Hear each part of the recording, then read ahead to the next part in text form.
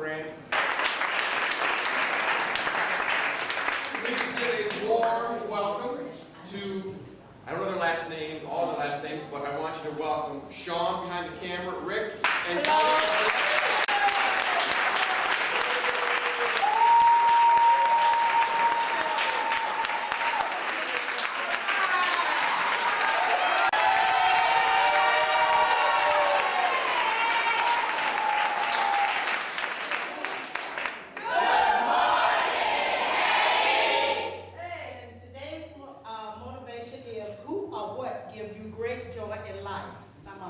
She's my backbone. She's my heart. All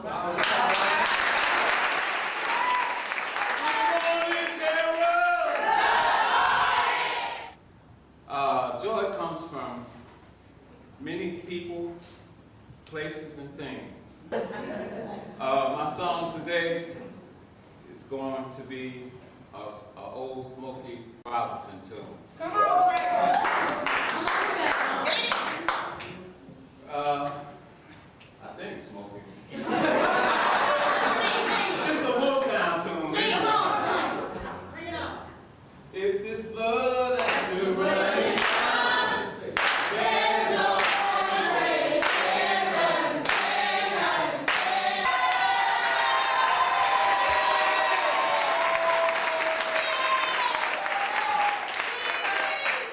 Good morning, Cara. Good morning. My name is Abbott.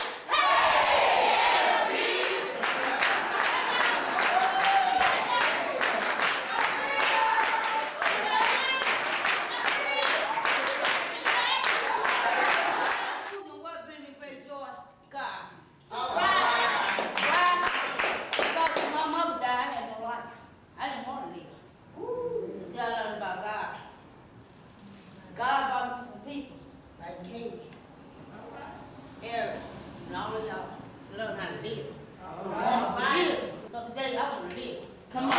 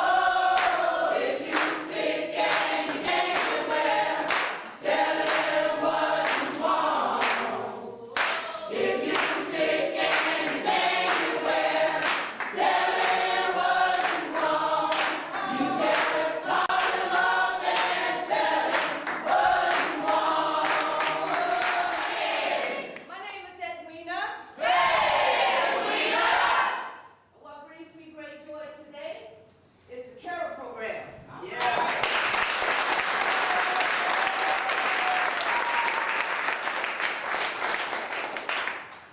Being in this circle, looking at all these transformations that took place. Transformation is what really brings me great joy today.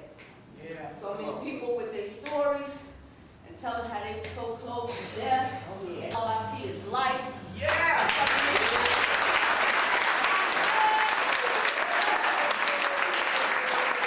What took place. Ooh, power is in our hands, and we can. be in Hollywood. We ought to be in Hollywood. Standing tall and looking good. Standing tall and looking good.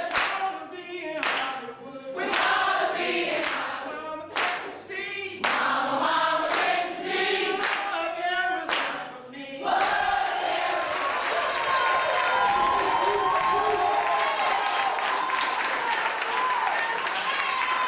Good morning, Cara. My name is Abbott. I thought you guys loved that one because everybody called me, "Hey, Abbott," all my life, and it's usually followed by, "Hey, Abbott, where's Costello?" So I always would say, "Well, she's at home with her husband." That being my aunt, Tony. What brings me great joy in life? It's been said a couple times already. My Lord and Savior Jesus Christ.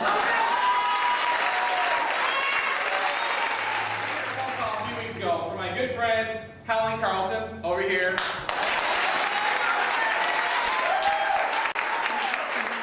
Colleen said, hey Rick, would you like to help some homeless people, get their lives together and come out and be generous with clothing, etc., etc., etc. And I'm like, okay, when Colleen asks you a question, you usually say yes. So I didn't hesitate to get involved, and I said, sure, why not? And she says, go to your closet. And it's just like, what do you have in there? You can go through there and bring some stuff and help these folks get on their feet, because they really need some encouragement. But the ironic thing, I found encouragement when I walked in here, because the energy in this room makes me feel like I'm on Oprah Winfrey Show. All right.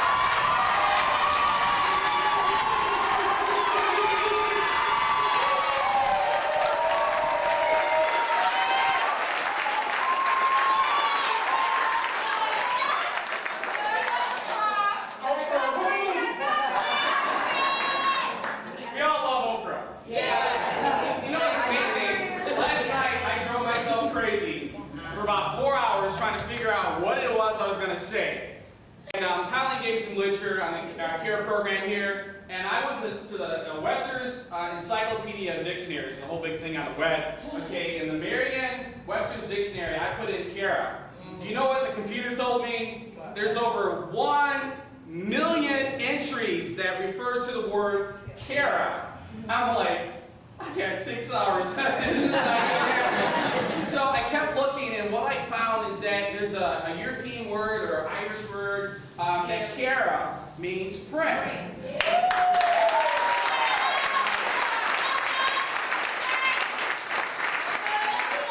There's a friend that I found in Jesus as a very young child that helped me through a lot of difficult times in my life. Right now I run a small computer company on the south side of Chicago. I do network engineering. I help people put computers together. Friends helped me get there, from my family members to members in my professional career. And I don't know all of your stories, what you have here, the difficulties, but I tell you what, there are better days ahead.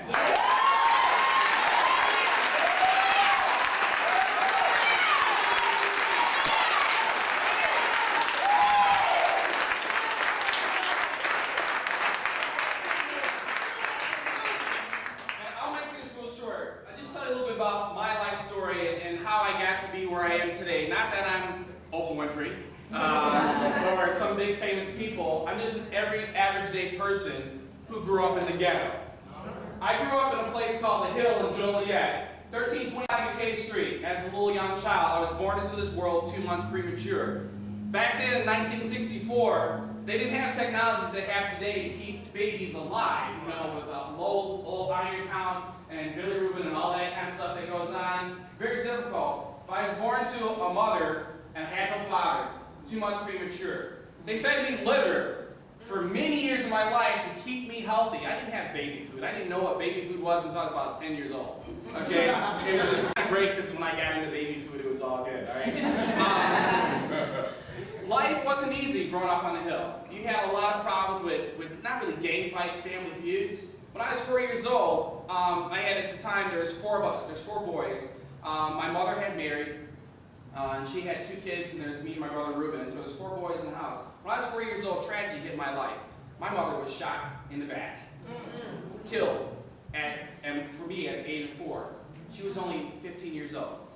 She had just had, we recalculate this, 18 years old, because she just had all the boys. She had kids when she was very young. The first kid was 14 years old. My grandmother stepped in and took the call to raise us 4 boys together so we wouldn't be torn apart about the system who takes families and break them up.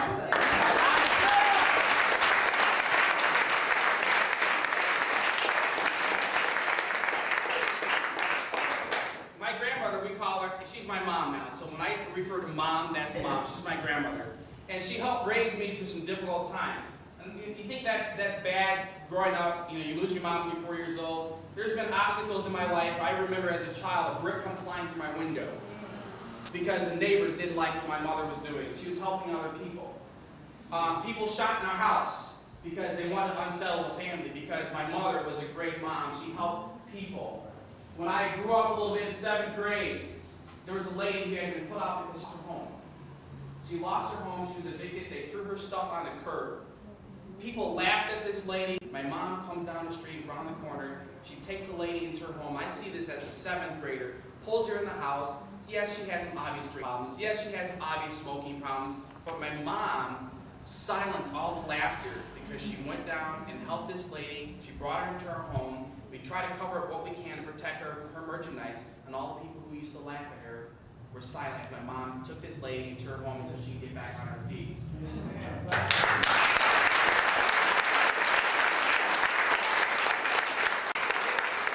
It's pretty easy for people to say, well, somebody else will do it. Somebody else will do it. Somebody else will do it. The truth of the matter is there's not a lot of people who are willing to take their time, energies, and effort to help you along the way. So close. I've been so close to being in situations where I could have been pulled into gangs. But for the grace of God, I didn't. They're so close and many opportunities came to me that I could have lost my life. I didn't because of the grace of God. And what's happening through this, my whole entire life experience, I found, even though I didn't want to pay attention to God as a teenager, it's like, okay, yeah, right, God. Later. Okay? I found that faith, number one, helps you on your way to success. Yes.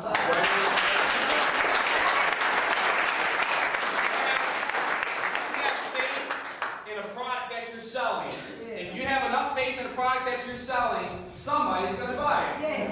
So for somebody to say, well, you can't talk about faith, well, you know what? Everybody's sitting in a chair today, right? Yeah. Did you check that chair before you sat in that chair to make sure that chair is going to hold you up? For people like me, a little bit around the middle, you gotta ask that question. People have a lot of faith and they have blind faith. They trust in things they don't know anything about. And one thing I've learned, what gives me joy in life, is that even though there's been obstacles, triumphs in areas, they're little. They're not big always. They're the little things that you do. Like waking up in the morning. It's like realizing that you are human. You are vulnerable. You have failures. But the thing is, once you realize you have a failure in your life, no matter what it is, once you realize that, now you can start your way on the road of recovery or transformation, as I heard. You start taking those steps. And one thing I learned about friends and care and what that really means is not because who I am and what I can do, is what God has allowed people to do around me. The friends who kept me in the boys' club instead of being on the street. The friends who took me to a Christian youth center out in Joliet instead of being out as a teenager in gangs. They kept me inside a place to keep me safe, teach me some skills. It's the mother who only had $78 to send me to my first college class out of her trunk. She dug up $78. That's it. I didn't have money for books. But I had a mother and father who taught me a good work ethic, to believe in God. And whatever we want, the role was at our fingertips. And I just want to share with you folks today that no matter what your personal situation, circumstances are, you have a friend in Jesus. You've got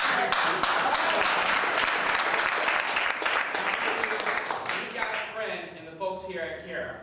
And it doesn't take me too long, you can give it up. It doesn't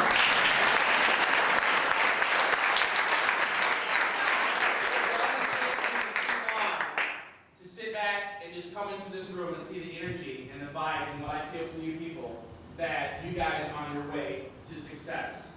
And I just want to challenge you guys to stay focused, have faith, set yourself a goal. With hard work and determination, your dreams will come true. Yes.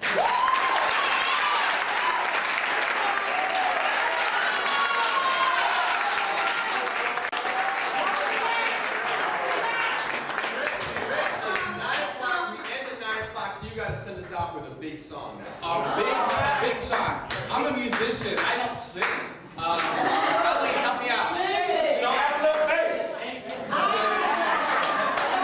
I was thinking about Lean on Me, but somebody took that already. So, I'm trying to think. How about Oh, When the Saints Go Marching In? You got it. When the Saints go marching in. Oh, when the Saints go marching in.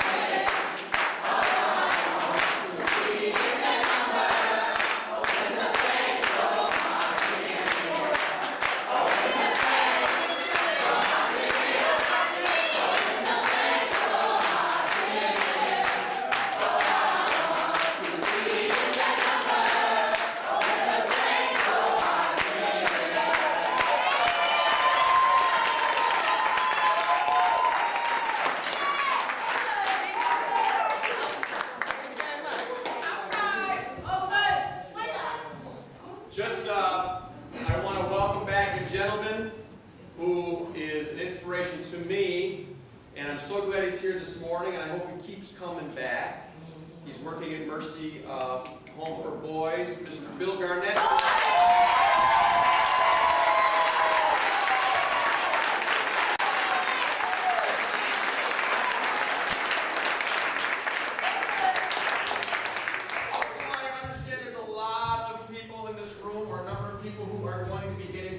Bank of America today. Or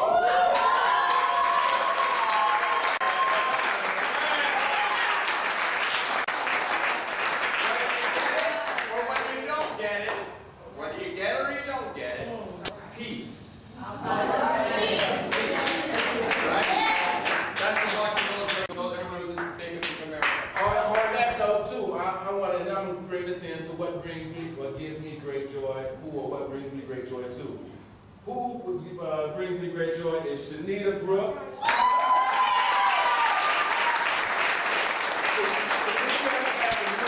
She's going to share with all of us. And mind you, everybody up in here is here for Cara to assist us to find employment, right?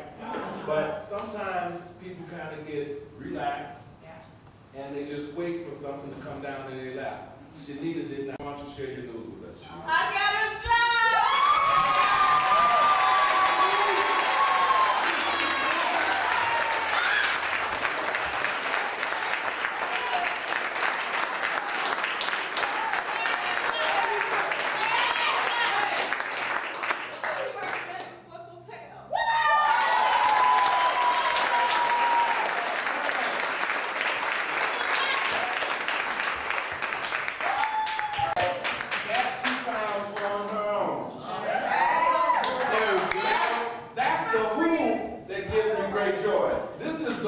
That gives me great joy. Valerie, come here. Come here, Valerie. Come on.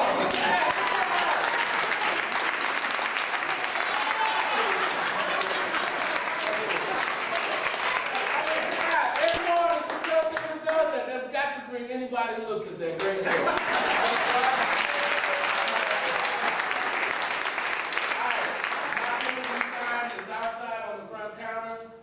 Everybody know what they have to do. Remember yesterday we pledged that we was going to make this the best week ever in Cara history, right? Right. Okay, so let's make